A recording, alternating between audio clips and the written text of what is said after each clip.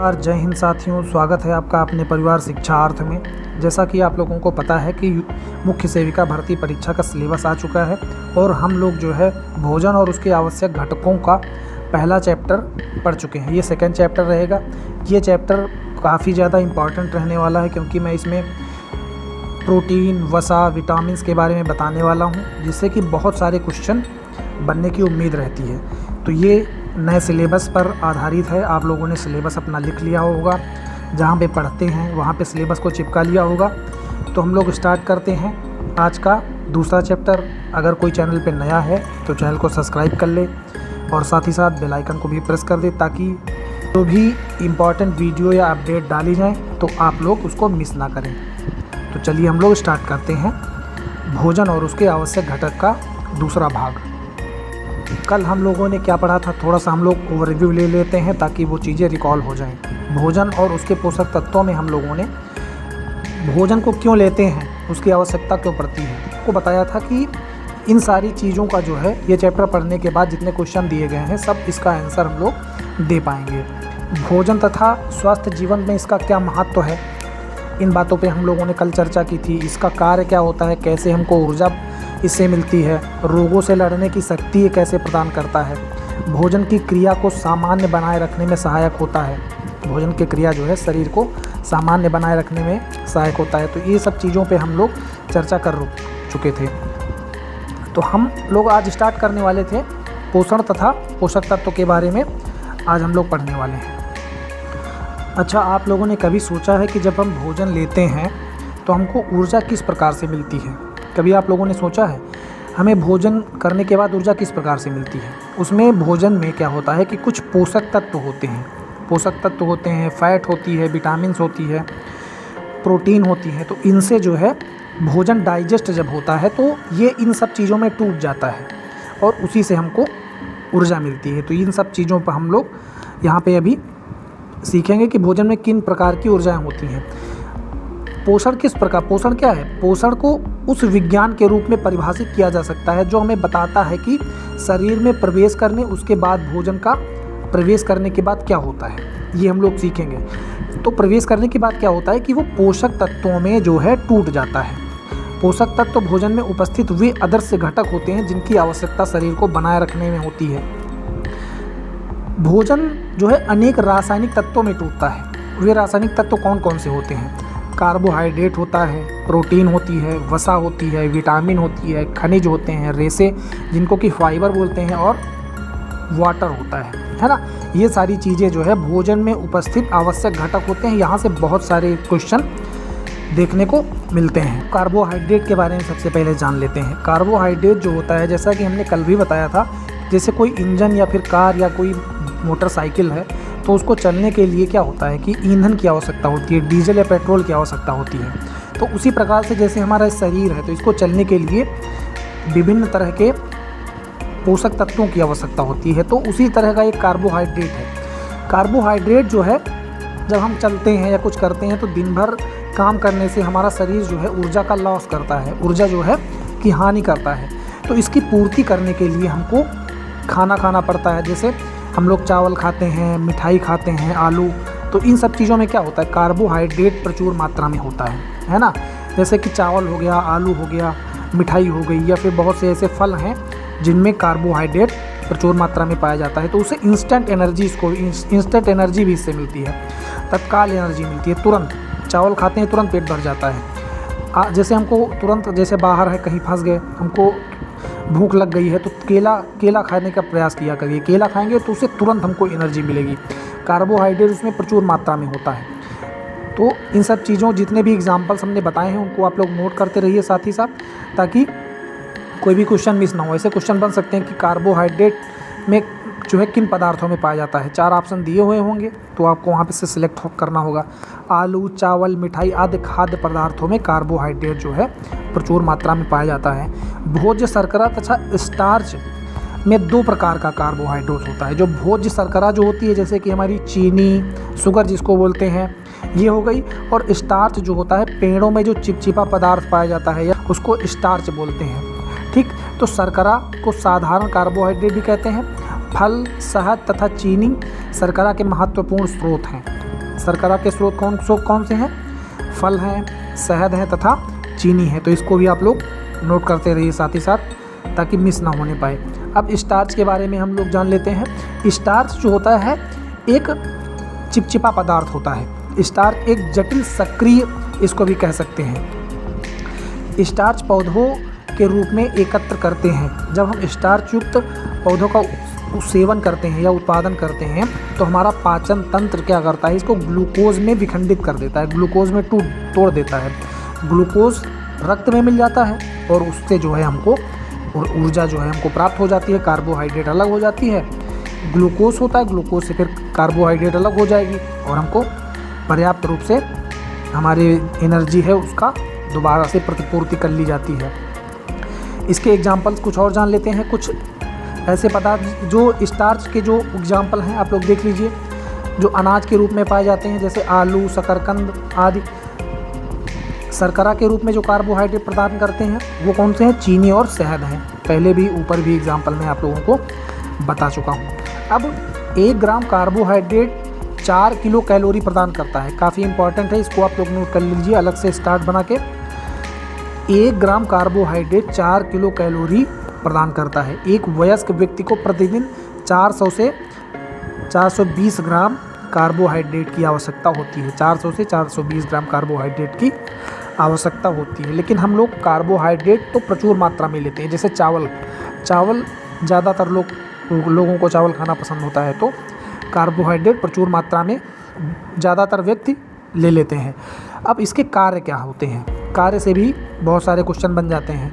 यह हमें ऊर्जा प्रदान करता है, तुरंत ऊर्जा प्रदान करता है, इंस्टेंट एनर्जी इसको बोलते हैं, और तृप्त की अनुभूति कराता है। मतलब कि हमको संतुष्टि मिलती है कि हाँ पेट भर गया। हमारे भोजन की मात्रा में वृद्धि करता है।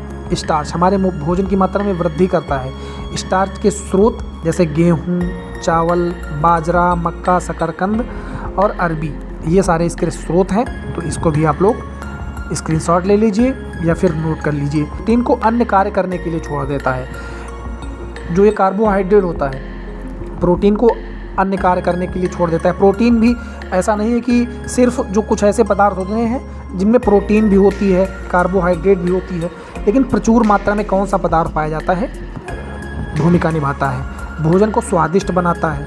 शर्करा के जो स्रोत होते हैं, शर्करा के जो कार्बोहाइड्रेट होते हैं, उसके यहाँ पर एग्जाम्पल दिए गए हैं, इसको भी आप लोग नोट करते रहिए। अब हम लोग प्रोटीन के बारे में पढ़ते हैं। तो प्रोटीन जो होता है ये हमारे शरीर के लिए बहुत ज़्यादा आवश्यक होता है, बहुत ज़्यादा हेल्पफुल होता है। अब किस तरह से होता है?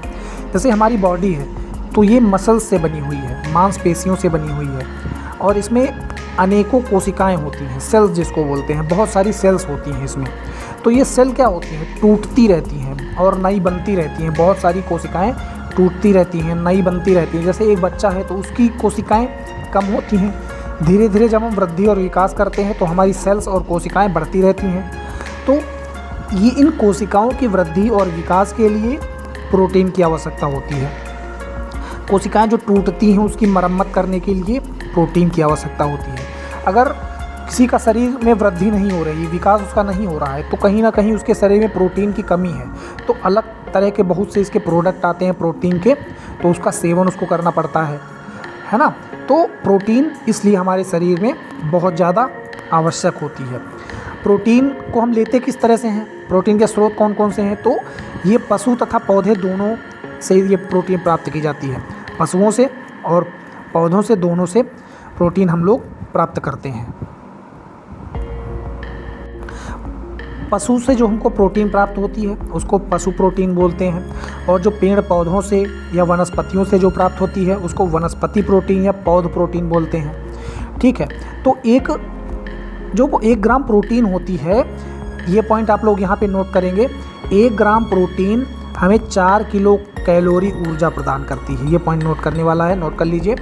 1 ग्राम प्रोटीन हमें कितनी ऊर्जा प्रदान करती है? 4 किलो कैलोरी ऊर्जा प्रदान करती है। एक इम्पॉर्टेंट चीज़ यहाँ पे ये भी है कि हमें दिन में कितनी प्रोटीन लेनी चाहिए। एक व्यक्ति जो है उसको दिन में कितनी प्रोटीन लेनी चाहिए?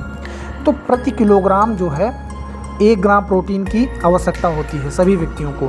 जैसे हमारा वज़न अगर 50 किलोग्राम या 60 किलोग्राम है तो 60 ग्राम प्रोटीन, 70 किलोग्राम मेरा वज़न है तो मुझे 70 किलो 70 ग्राम जो है प्रोटीन लेनी चाहिए।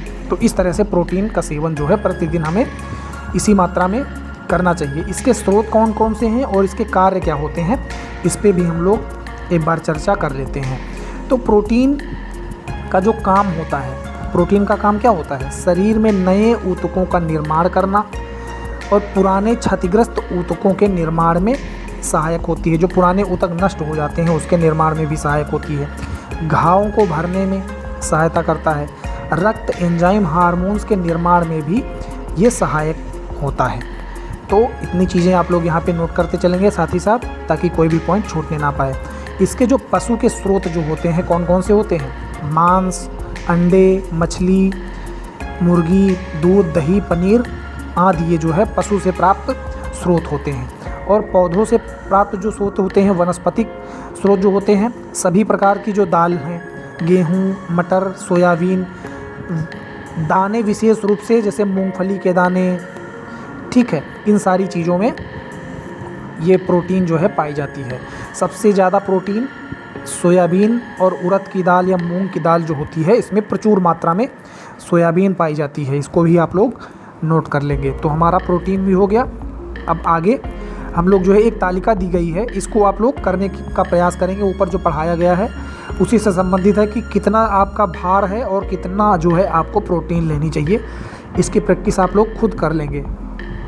अब वसा के बारे में जान लेते हैं। वसा जो होती है वो कार्बोहाइड्रेट की तुलना में हमको अधिक ऊर्जा प्रदान करती है। कार्बोहाइड्रेट में क्या बताया था हमने कि ये इंस्टेंट एनर्जी प्रदान करती है। ये नहीं बताया था कि बहुत अधिक ऊर्जा प्रदान करता है। कार्बोहाइड्रेट तुरंत ऊर्जा प्रदान करता है, जैसे कि माचिस की तीली जलाया तो तुरंत से जलने लगती है। तो इस तरह से वो तुरंत ऊर्जा, इंस्टेंट एनर्जी इसको बोलते हैं। और वसा क्या करती है? वसा धीरे धीरे हमको एनर्जी जो है प्राप्त होती है इससे। वसा क्या होती है? वसा हमारे शरीर में जो है कुछ ऐसे विशेष अंग होते हैं जिसमें वसा जम जाती है, वसा जो है इकट्ठा हो जाती है ना। तो वो धीरे धीरे हमारे शरीर में जो है वो पहुंचती रहती है, वहाँ पर काम आती रहती है। 1 ग्राम जो वसा होती है वो 9 किलो कैलोरी जो है ऊर्जा प्रदान करती है। ये पॉइंट आप लोग नोट कर लेंगे, इंपॉर्टेंट है। 1 ग्राम वसा आपको 9 किलो कैलोरी ऊर्जा प्रदान करती है। पशुओं से जो वसा प्राप्त होती है उसको पशु वसा, और जो पौधों से वसा प्राप्त होती है उसको वनस्पतिक वसा या फिर पौध वसा कहते हैं।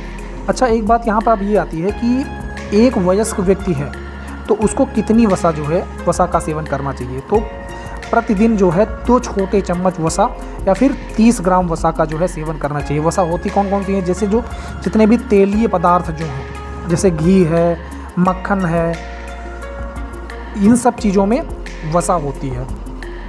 तो हम लोग देख लेते हैं कि किस तरह से इसके कार्य क्या हैं और इसके स्रोत कौन कौन से हैं, इसको भी हम लोग जान लेते हैं। तो वसा के कार्य क्या हैं? ऊर्जा प्रदान करना। वसा सांद्रित स्रोत होते हैं, हमारे शरीर को गर्म रखता है। यह वसा में घुलनशील विटामिन कुछ ऐसे होते हैं, कल हमने बताया था कि कुछ ऐसे विटामिन होते हैं जो वसा में घुलनशील होते हैं और कुछ ऐसे विटामिन होते हैं जो जल में घुलनशील होते हैं। तो वसा में घुलनशील जो विटामिन होते हैं ADEK, एडक इसको बोलते हैं याद रखने के लिए। ADEK और जल में घुलनशील विटामिन, बाकी के जो BCD ABCD जितने भी हैं, ADEK वसा में घुलनशील और बाकी ADEK और BC जो है वो जल में घुलनशील विटामिन है। तो इस तरह से हम लोग इसको याद रखेंगे। हमारे शरीर के नाजुक अंगों जैसे हृदय, लीवर, शरीर के कंकाल, मांसपेशियों की सुरक्षा प्रदान करती हैं। जो है कौन प्रदान करती हैं? तो ये वसा हमारे शरीर में इस तरह से सहायक होती हैं। अब इसके स्रोत कौन कौन से हैं? जितने भी प्रकार के तेल होते हैं वो सभी इसके स्रोत हैं। घी, मूंगफली का तेल, नारियल का तेल, वनस्पतिक तेल जो होता है, ये वनस्पतियाँ, तला हुआ भोजन, चॉकलेट आदि जो है वसा के स्रोत होते हैं। तो इसको भी आप लोग नोट करते चलेंगे। भोजन को ये स्वादिष्ट भी बनाती हैं। ये नीचे पे ये जो है एक क्वेश्चन नीचे दिया गया है, आप लोग इसको करने का प्रयास करेंगे। स्क्रीनशॉट ले लीजिए, जितना भी पढ़ाया गया है उसी से रिलेटेड यहाँ पे है, पढ़ेंगे तो हो जाएगा।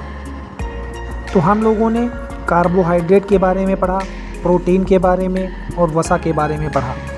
वीडियो हम लोग बहुत ज़्यादा बड़ा नहीं बनाएंगे, 15-15 मिनट का वीडियो रहेगा, ताकि बहुत ज़्यादा आप लोग इससे परेशान ना हों।